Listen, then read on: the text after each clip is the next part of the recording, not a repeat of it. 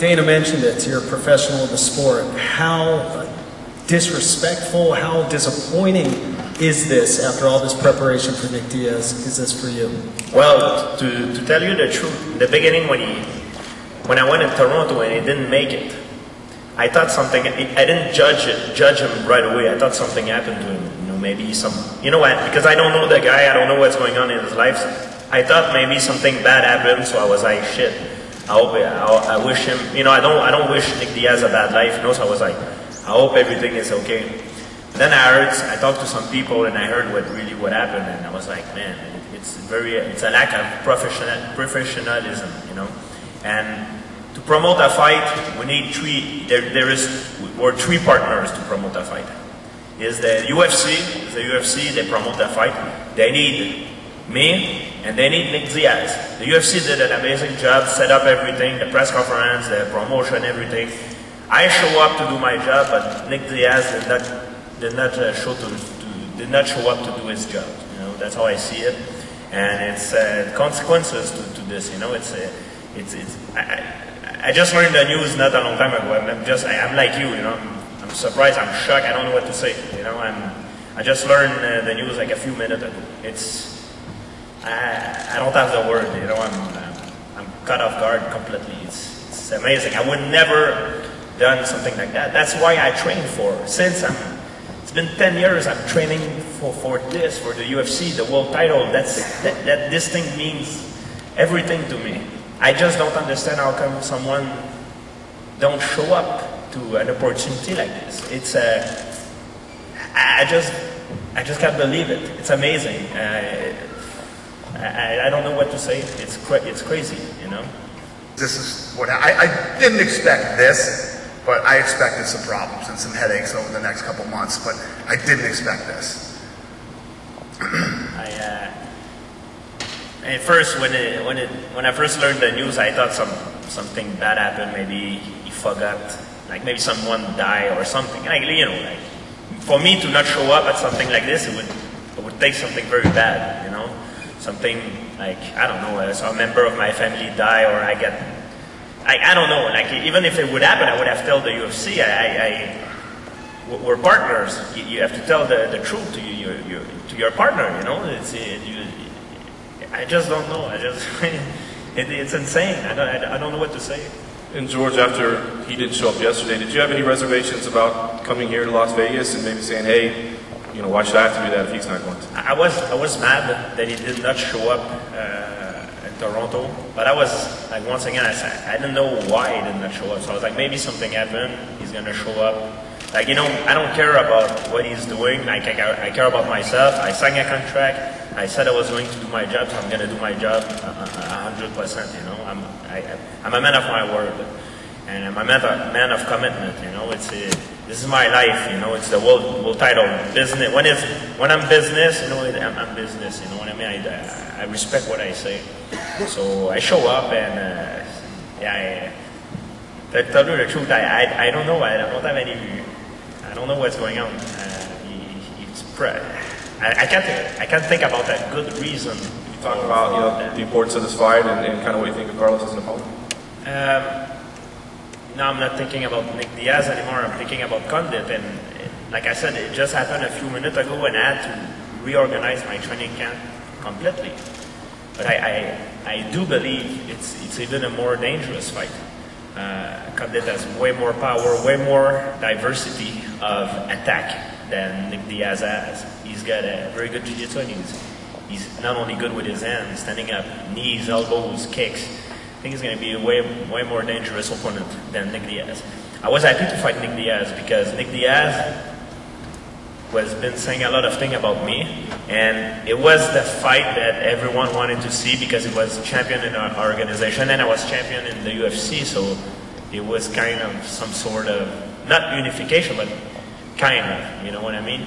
But I do believe that Carlos Condit is more dangerous than Nick Diaz. I do believe that if Nick Diaz and Carlos Condit would fight, I would put my money on Carlos Condit. So for me, it's even a bigger challenge. In Georgia, maybe he's gonna show up right now and hey, it's a prank, I'm coming. Are you trying to prank me? Is it a TV? No. If it's a prank, it really works. This would be one goofy prank. Before in a training camp, it would be crazy, but anyway. And George, just in reference to your comment earlier where you said you thought Condit was a tougher opponent, can you articulate the ways that you think he's better than Nick Diaz? What areas?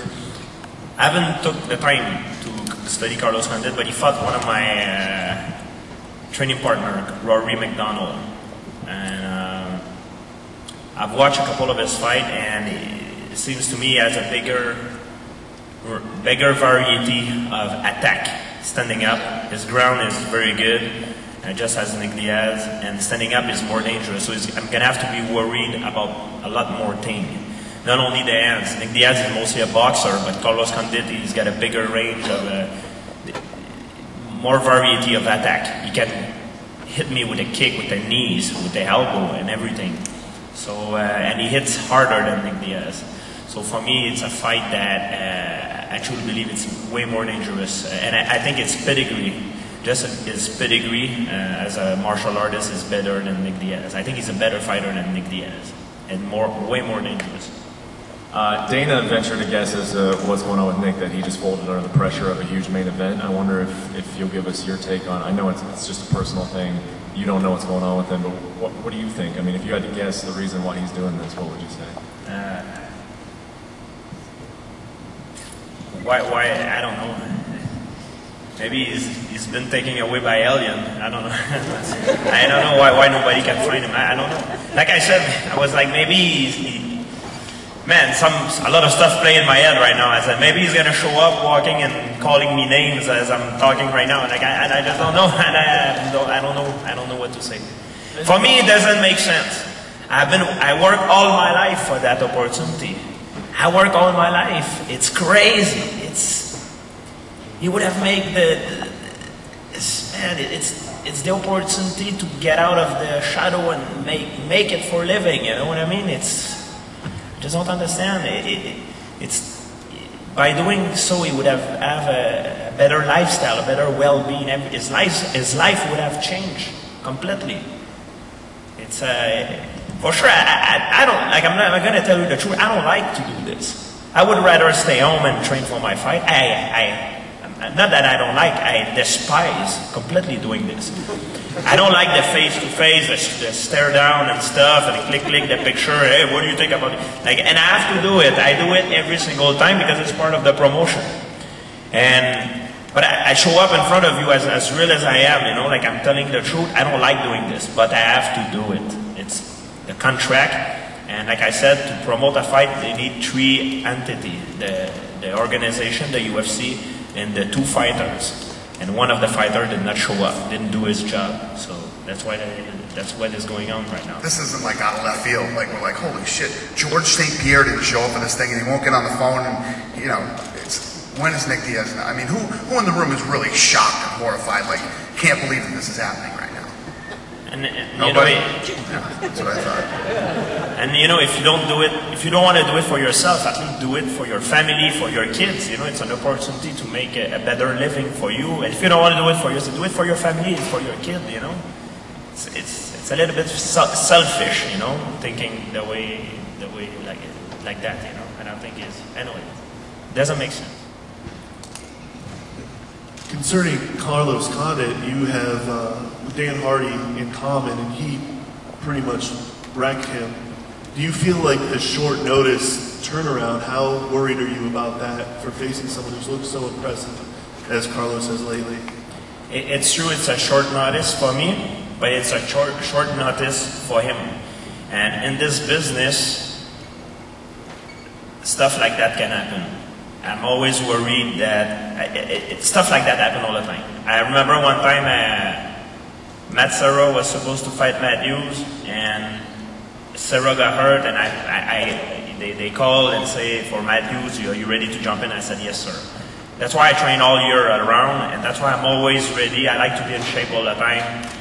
You know, that's one of the reasons why is that. It's, yeah, in this business, you have to be ready to fight all the time, and I want to say thank you to Carlos to step up and take the big fight. George, over here. You haven't lost in 5 years, but there are always critics, no matter what.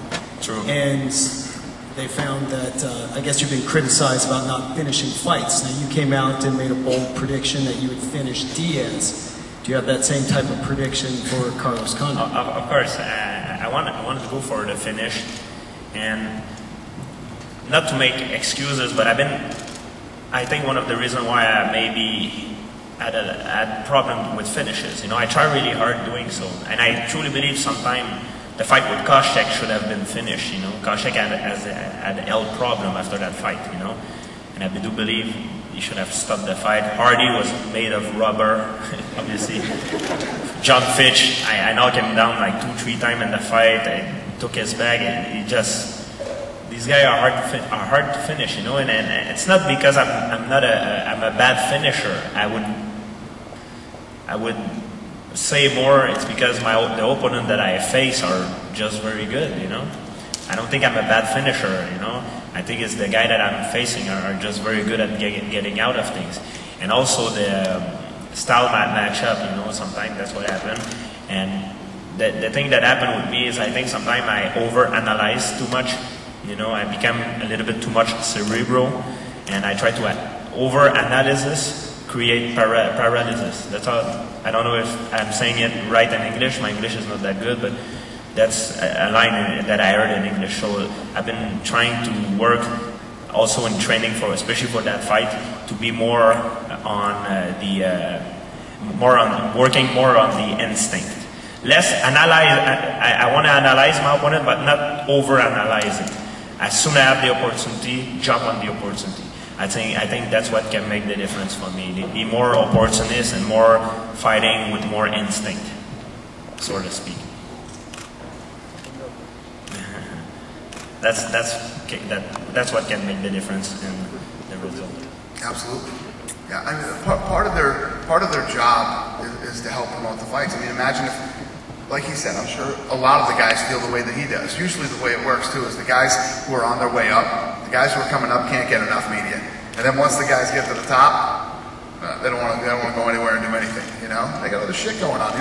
He's a rich guy. He's got a lot of money. You think he wants to come down here and hang out and do press for 3-4 days? No, he wants to hang out and spend money in Montreal. But, you know, this is what you got to do.